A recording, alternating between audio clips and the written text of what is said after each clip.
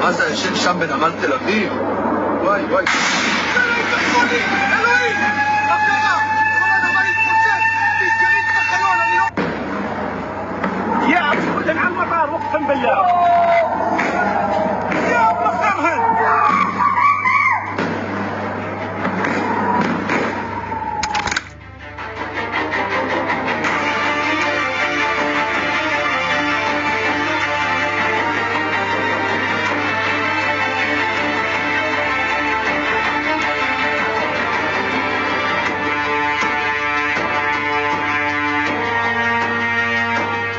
Ketika Trump pikir Iran akan menyerah dan mengakui kekalahan mereka pasca kematian Supreme Leader mereka, Ayatollah Ali Khamenei yang terhormat. Tapi faktanya, prediksi Trump salah. Iran tak pernah menyerah. Justru sebaliknya, Iran membalas dengan kekuatan yang sangat-sangat besar, yang bahkan lebih besar dari perang 12 hari yang lalu. Mulai dari pangkalan militer Amerika Serikat yang ada di seluruh Timur Tengah, hingga kota-kota Israel yang dibombardir dengan ribuan proyektil seperti misil hingga drone. Israel pun mulai memainkan propaganda mereka, dengan Netanyahu bahkan turun ke lapangan untuk memberikan reaksinya bahwa Iran menyerang rakyat sipil, seolah-olah lupa bahwa merekalah yang memulainya. Dan inilah update di balik pertempuran Iran versus Amerika Serikat Israel yang naik ke eskalasi yang jauh lebih besar.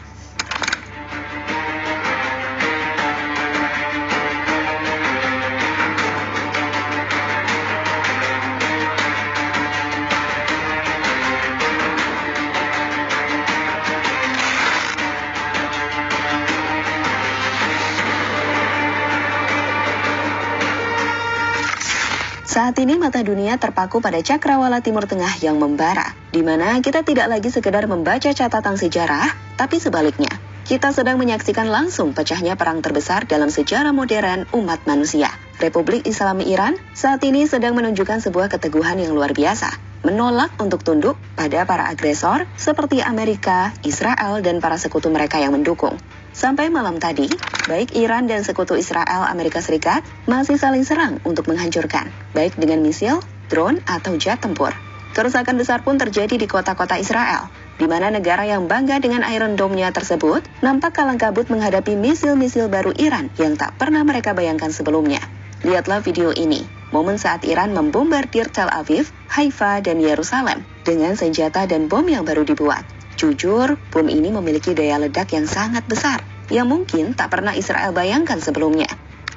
Vas a decir Sham Ben Amal Tel Aviv. וואי, וואי. אלוהים! הפרה! כל הדבר התפוצץ! תסגרי את החלון. Di Israel sendiri, kepanikan besar terjadi di mana-mana. Banyak warga di kota-kota besar seperti Tel Aviv, Yerusalem, dan Haifa menghabiskan sebagian besar waktu mereka di dalam ruang pelindung bom dan bunker. Dengan sirine peringatan serangan udara dilaporkan berbunyi hampir tanpa henti dan memicu kecemasan hebat di kalangan warga sipil. Ya, saat ini, kematian warga sipil di Beit Shemesh dan Tel Aviv juga membuat Israel semakin khawatir. Karena faktanya, sistem pertahanan udara sehebat Iron Dome atau Arrow sekalipun tidak lagi mampu memberikan jaminan keamanan dari serangan Iran. Hal yang tergambar dari bagaimana kehancuran masif yang terjadi di banyak wilayah di Israel saat ini.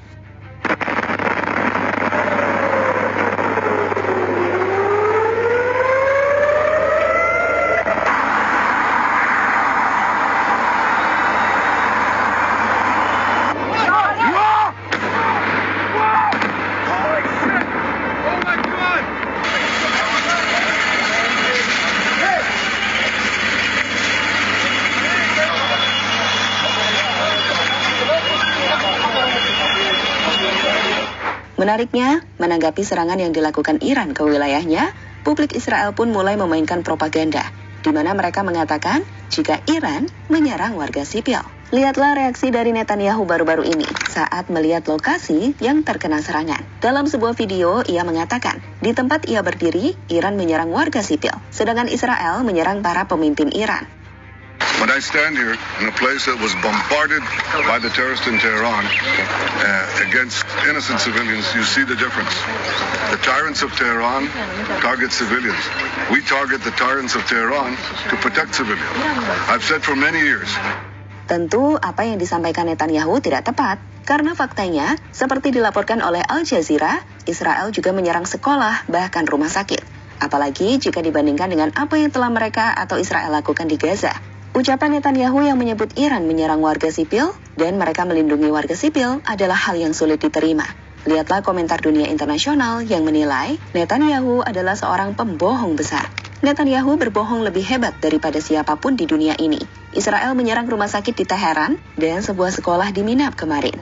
Kata si barbar yang telah membunuh lebih dari 20.000 anak di Gaza. Sekedar ingin tahu, apakah 100 lebih gadis di sekolah khusus perempuan di Iran Selatan ini warga sipil atau mereka membawa senjata?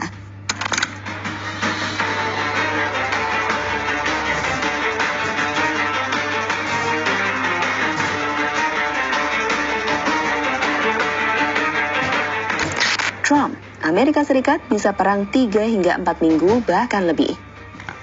Foto terbarunya di White House, Donald Trump menyatakan bahwa operasi militer Amerika Serikat terhadap Iran diproyeksikan berlangsung 4 hingga 5 minggu. Tapi selain itu, ia juga mengatakan bahwa Amerika Serikat punya kemampuan untuk melanjutkannya far longer than that jika diperlukan. Hal itu sendiri disampaikan saat dia membahas Operation Epic Fury, di mana Amerika Serikat dan Israel sedang melakukan serangan udara besar-besaran di Iran. Trump menekankan, "We'll do it," dan menolak anggapan bahwa dia akan bored atau bosan setelah periode singkat. Meski begitu, banyak pengamat yang cukup skeptis atau tidak yakin dengan apa yang Trump sampaikan. Amerika Serikat mungkin punya kemampuan dasar untuk itu, seperti teknologi, logistik, dan kekuatan udara. Tapi stok amunisi presisi dan resiko eskalasi bisa menjadi hambatan.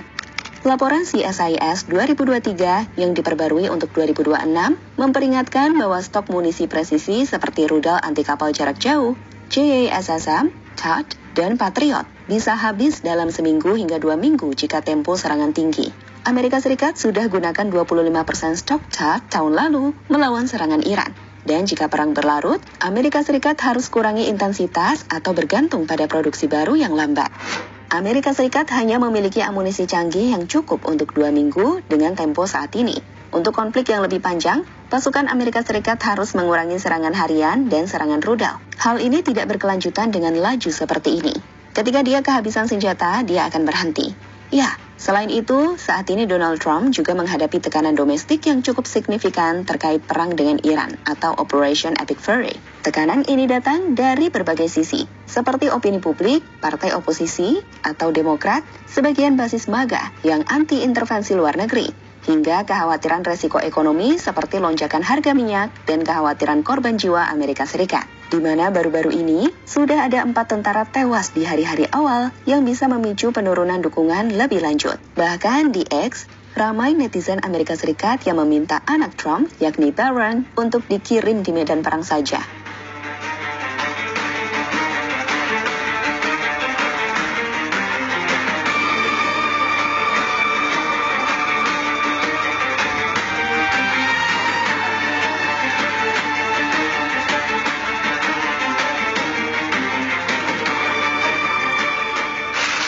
Amerika mengkhianati kami.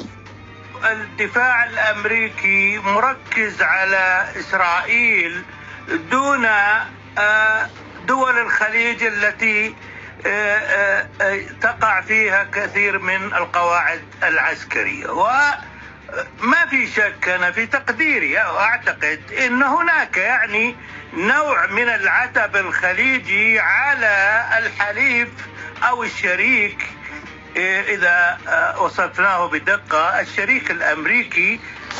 Baru-baru ini, seorang pengamat analis politik Saudi, yakni Sulaiman Al-Aqili, memberikan pernyataan yang menarik saat bicara bersama Al Jazeera. Ia mengatakan, Amerika telah meninggalkan kita dan memfokuskan sistem pertahanannya untuk melindungi Israel, sehingga negara-negara teluk yang menjadi tuan rumah pangkalan militernya berada di bawah belas kasihan rudal dan drone Iran. Dalam hal ini, konteksnya adalah serangan Iran ke markas militer Amerika Serikat seperti Bahrain, Qatar, Uni Emirat Arab, Kuwait, dan lain-lain. Dan apa yang disampaikan Sulaiman Al-Aqili memang cukup nyata.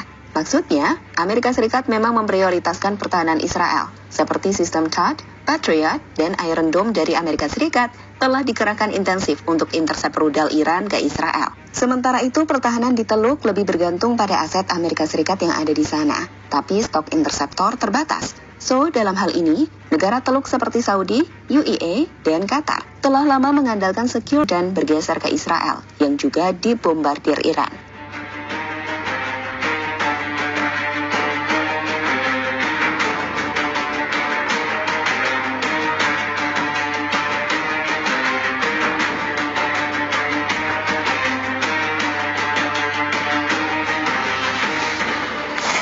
Saat ini sendiri, pertempuran masih berlangsung. Amerika Serikat dan Israel bahkan meningkatkan serangan besar-besaran untuk membalas. Dengan terbaru, sebuah bom karpet dijatuhkan di Teheran, Iran. Di sisi lain, Trump juga mengesampingkan pengiriman pasukan darat baru-baru ini, di mana hal itu bisa sangat berbahaya untuk pasukan Amerika Serikat. Info lainnya, NATO mengatakan tidak ada rencana bagi mereka untuk ikut bertarung melawan Iran, dengan Rusia dan UAE kembali menyerukan gencatan senjata. Ya, pada akhirnya, dunia kini berada di ambang ketidakpastian total. Di satu sisi, Iran membuktikan keteguhannya melawan pengepungan aliansi besar. Sementara di sisi lain, Amerika Serikat dan Israel terus memacu eskalasi militer yang menghancurkan. Lantas, kapankah perang ini akan berakhir? Tak ada yang tahu pasti.